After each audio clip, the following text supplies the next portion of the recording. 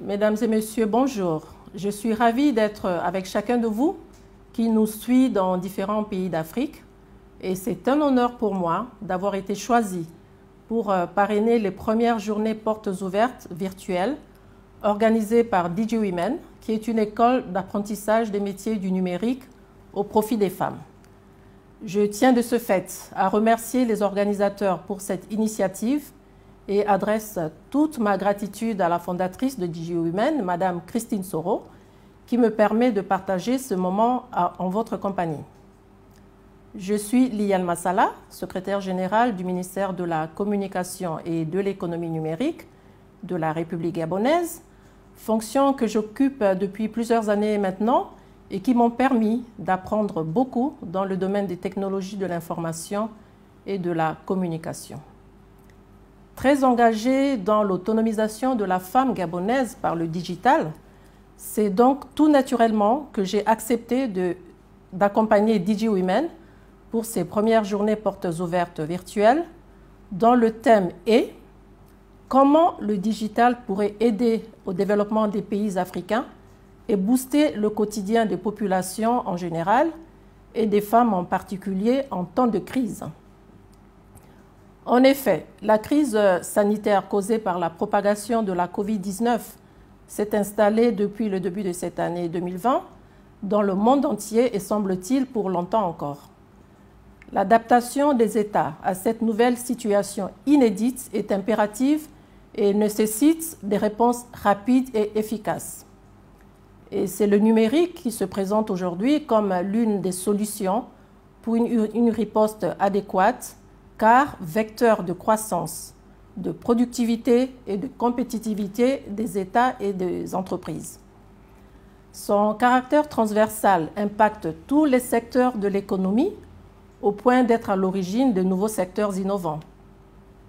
Conscient de cela, le ministère de l'économie numérique et de la communication s'attelle depuis 2011 à mettre en œuvre la vision politique du président de la République, chef de l'État, en vue de la réalisation du plan sectoriel Gabon numérique qui porte essentiellement sur la construction des infrastructures numériques, la mise en place d'un cadre institutionnel, juridique et réglementaire adapté aux dernières évolutions technologiques et la formation des personnes qualifiées pour la réalisation de ces objectifs. Nous avons ainsi, avec le concours de la Banque mondiale, procéder à la construction des infrastructures numériques à travers deux projets phares. Le premier projet porte sur le Central Africa Backbone, qu'on appelle CAB4, qui a permis la pose de la fibre optique en deux phases.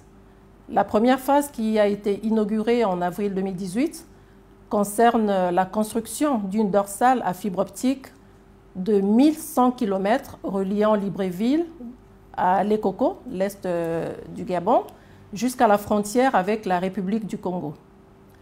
La deuxième phase, qui est en cours d'achèvement, porte sur la construction d'une dorsale à fibre optique de 528 km reliant Boué à la partie nord du Gabon pour s'interconnecter avec le Cameroun et la Guinée équatoriale. Nous avons le deuxième projet phare du ministère qui porte sur le projet e-Gabon, dont la mise en œuvre est en cours et dont l'une des réalisations est la mise en place des incubateurs numériques dans différents pays, dans différentes grandes villes du Gabon. Ce projet va bénéficier d'un financement additionnel, toujours par la Banque mondiale, pour la mise en place du programme e-gouvernement. Bien que beaucoup reste encore à faire, aussi bien au Gabon que dans le reste du continent, nous pouvons estimer que les efforts entrepris à ce jour ont permis aux États africains de lancer des programmes de digitalisation dont le niveau de maturité diffère d'un pays à l'autre. Aussi, avant d'aborder ce sujet, faudrait-il souligner que la crise sanitaire liée à la propagation de la Covid-19 a pris de court le monde entier. Même les pays les plus avancés et les plus digitalisés en Europe, en Amérique du Nord et en Asie du Sud-Est n'ont pu maîtriser la progression fulgurante de la pandémie qu'en ayant recours à des mesures traditionnelles telles que le confinement partiel ou total, la fermeture des frontières, la mise en quarantaine des personnes contaminées, la distanciation physique et le port des masques. Ainsi, la crise sanitaire liée à la Covid-19 s'est révélée comme un accélérateur pour l'adoption et l'utilisation du digital dans tous les domaines de la vie. Au travail, en ce qui concerne le télétravail, la communication, le commerce, l'éducation, la santé, la restauration. Ce webinaire a donc pour objectif de traiter les différentes facettes de la digitalisation dans le cadre de cette crise sanitaire à travers 3 sous-thèmes qui vont être débattus. Notamment, on va parler de l'apport du digital dans la gestion spécifique de la crise. On va également voir comment le digital peut contribuer à une meilleure gouvernance et à l'amélioration du quotidien des populations, notamment dans leur rapport avec les services publics. Et l'un des sous-thèmes va d'ailleurs s'attacher à identifier comment le digital pourrait être mis en œuvre pour relever l'économie fortement touchée par cette pandémie. Le coronavirus se présente aujourd'hui comme une raison supplémentaire pour accélérer nos projets de digitalisation. Tous les secteurs sont désormais obligés de s'organiser pour proposer leurs services en respectant les mesures de sécurité sanitaire. Pour en débattre, les organisateurs mettent à contribution d'éminents intervenants venus de plusieurs pays africains. Je reste donc attentif à leurs réflexions, dont j'attendrai de réponses aux questions que la plupart d'entre nous nous posons. Personnellement, j'ai en tête 3 questions. La première serait de se demander quels outils digitaux permettront de lutter efficacement contre la propagation de la pandémie. Ma deuxième question, ce serait comment les populations se sont-elles appropriées ces outils et quels sont les principaux freins à leur adoption. Et ma dernière préoccupation va porter sur les pistes qui permettront une meilleure adoption de ces moyens, et notamment par les femmes qui sont toujours au front des luttes sanitaires en Afrique. Pour y répondre, je voudrais me permettre de solliciter des intervenants qui vont défiler tout au long de ces 3 jours de conférence, d'articuler leurs réflexions autour des 4 dimensions essentielles que sont l'infrastructure et la connectivité, l'organisation, j'entends par là le développement de la culture du changement, les services et bien entendu la formation qui est au cœur de tout. En termes de connectivité au Gabon, par exemple, il vous sera certainement annoncé par l'un des intervenants gabonais à cette conférence que nous sommes connectés au câble SAT3 et câble 4 dont j'ai parlé un peu plus haut. La 4G est fonctionnelle au Gabon depuis plusieurs années. Nous sommes d'ailleurs parmi les premiers pays africains à avoir lancé la 4G et la 5G est en expérimentation.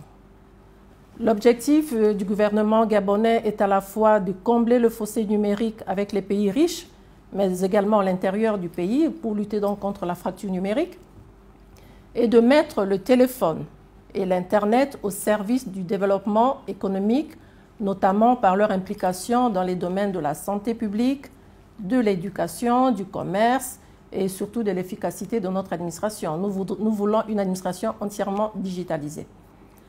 Pour accompagner cette ambition, le ministère de l'économie numérique a présenté au Parlement pour adoption plusieurs projets de textes, de loi, notamment sur les transactions électroniques et la cybersécurité et la cybercriminalité. Je suis donc persuadée que le digital peut, en ce temps de crise, constituer un tremplin pour le développement de l'Afrique. Cependant, la leçon à tirer des initiatives africaines est qu'elles doivent être le fruit d'une collaboration partagée entre acteurs étatiques et privés en vue de parvenir ensemble à faire de l'Afrique le prochain géant du numérique. Et c'est possible. C'est là-dessus, mesdames et messieurs, que je voudrais m'arrêter en réitérant mes remerciements aux organisateurs de cette conférence virtuelle pour avoir pris cette initiative courageuse d'aborder ce sujet en vue de partager l'expérience africaine avec le reste du monde. Je souhaite donc plein succès à ce webinaire et je remercie une fois de plus chacun d'entre vous de m'avoir accueilli chez vous dans vos différents pays et j'espère vous revoir très bientôt. Merci.